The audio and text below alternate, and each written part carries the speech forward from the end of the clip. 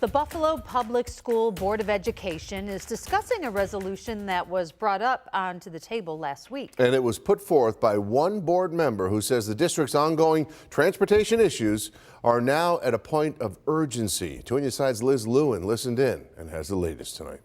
The Buffalo Public School Board of Education gathered for another lively conversation to discuss details about the controversial resolution put forth last week by board member Sharon Belton-Cotman.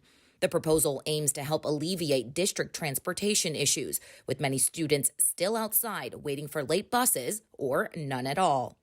I'm not concerned with what other people are doing. I'm concerned with what Buffalo Public Schools are doing for their children. Like many districts, BPS is facing a driver shortage that has been exacerbated by COVID-19.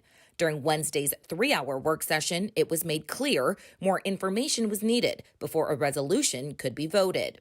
If possible, some of these statistics that, to kind of prove whether or not this would move the needle, is there any way to bullet point them so we as board members can share those with our constituents instead of maybe having to wait for updates or reports? As is, the proposed resolution would reimburse parents who drive their kids to school with a gas card based on the mileage it took them to get there.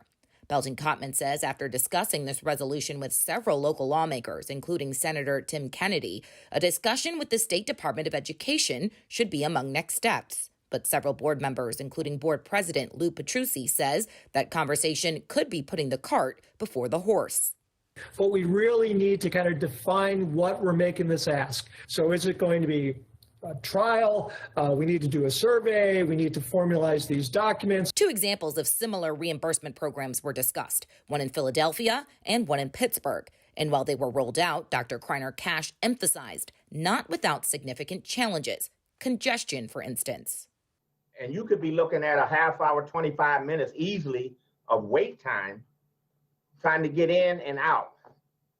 And so you talk about missing work, you talk about being late for work, and all of those other issues that you're having now, you could actually compound based on the number that might sign up for this. It's clear, despite a difference in approach and timeline, that the board and the district agree there's a problem that needs fixing.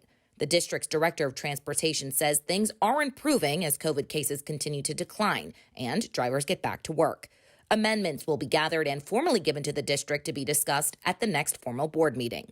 Liz Lewin, Channel 2 News.